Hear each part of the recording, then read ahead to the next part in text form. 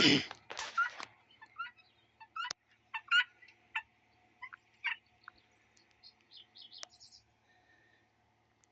a lot done today on the greenhouse. We pulled up all the weeds and reorganized all the lick tubs.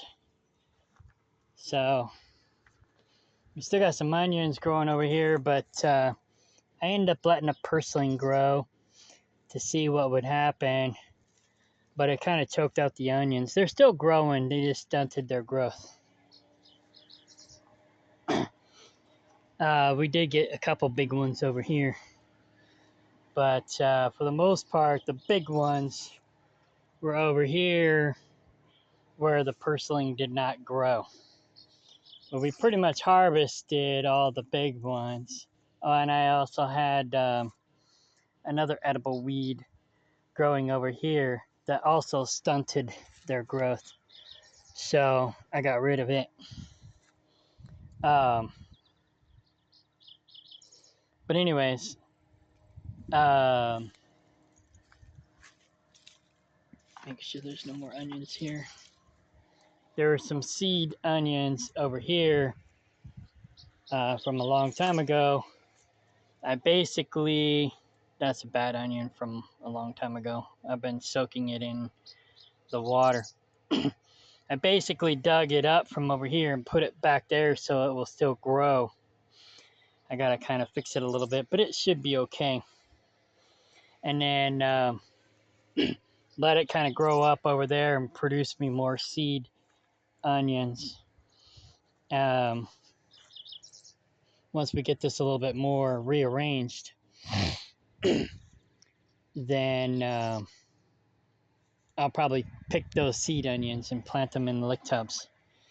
So what we're gonna do, what I was planning on doing originally was David Ray put all of this mulch in here when I wanted him to put it in there.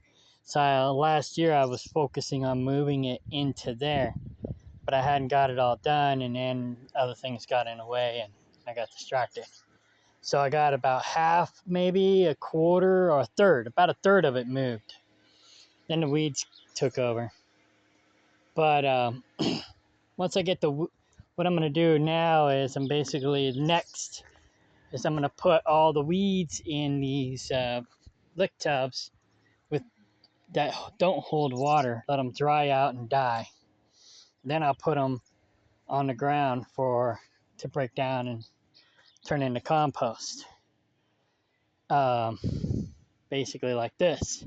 I've been putting these in the boxes and letting them dry out and die, and then I'll dump them on the ground after they're good and dead, and then they'll break down and go back to the earth.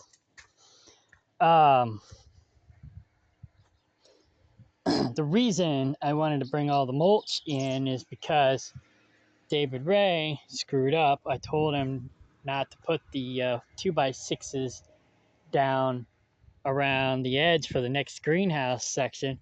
He was supposed to put down the 2x8s that I bought. The 2x6s were going to go up here where we originally put 2x8s also, but we realized we didn't need 2x8s up there. So the plan was to put 2x8s on the floor, on the ground, and to put 2x6s there, but he did it backwards. So now I got to fix it. So once I get all this cleaned up and moved in there, then I can replace those 2x6s with 2x8s. And then get the poles and start making the second greenhouse or third section of the greenhouse right here. And then this will be all covered in as well. So then I'll have 3 sections. The first section is half hoop house, half greenhouse. This section is all greenhouse. But David Ray was living in that little section over there. And that was also where the the wood-burning stove was, or whatever you want to call it, the barrel stove. And so this greenhouse was heated. Now, he never really kept it weed free and never had any real food growing in here. I've been more successful at keeping it weed free than he has, and more successful at growing food than he has. And he lived here 100% of the time, where I'm only here maybe 10% of the time.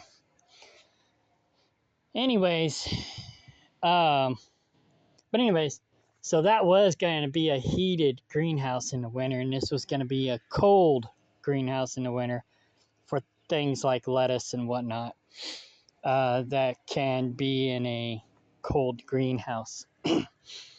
um, Things like chickweed that we like to eat. It's a weed, but it's an edible. Like this purslane is a weed, but it's an edible. So I don't mind it growing. I just don't want it stunting the growth of my onions. So I'm letting it grow so that it'll seed the ground and then reproduce on the ground, because I'd rather it be on the ground rather than in my flower beds or my food beds. But anyway, and the same with this wood sorrel, which is the Irish clover, I call it. That's an edible as well. Oh yeah, I got my Brad Atomics over here. Got one there, two there. I thought I had another one. Maybe not. But anyways, I got those three. They're not quite ready yet, but it's growing up pretty good. Now I got another one coming up over here. So far, so good. Still got some onions growing. Basically, anything that we eat, I take the seeds and I throw them in the greenhouse. So if it grows, it grows. If it don't, it don't. And then I just basically try to pull up all the weeds, stay on top of the weeds, so that the food grows, not the weeds. So I got a ton of purslane in here growing, so I'm not worried about purslane growing in here anymore. It took me a while to get purslane to grow, and now I got it growing. Chickweed too, and the wood sorrel too. So,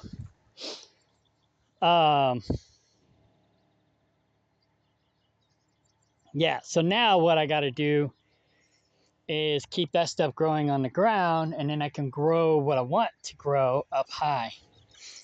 And what someone was telling me to do inside here is do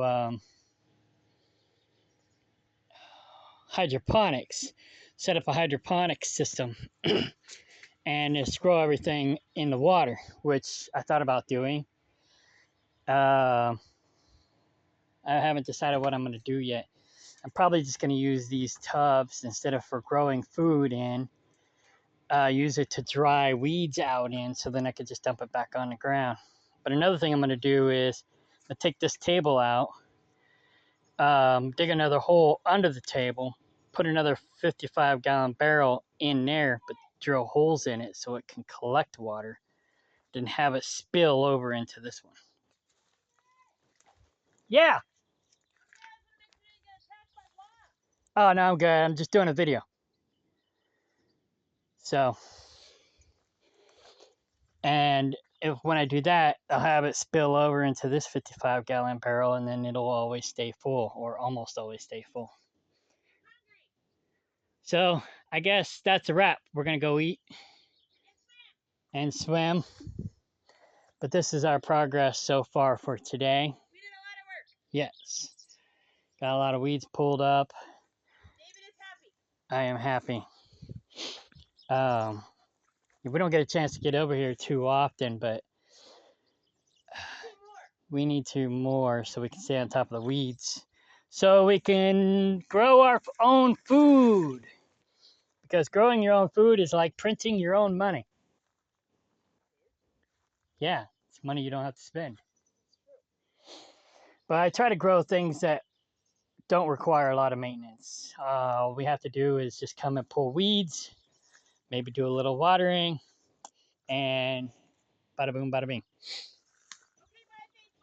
And then in here, I've got this 5-gallon automatic deer feeder and putting diatomaceous earth in with some other herbs to keep the squash bugs and other bugs down inside the greenhouse. Um, and then once I get this side done, I'll probably do the same over here. And once I get that back part done, because it's full of weeds, I'll probably do the same thing back there. Have it go off at midnight. Boom, dust the greenhouse at midnight. Then the bugs won't be eating our food. And then, yeah.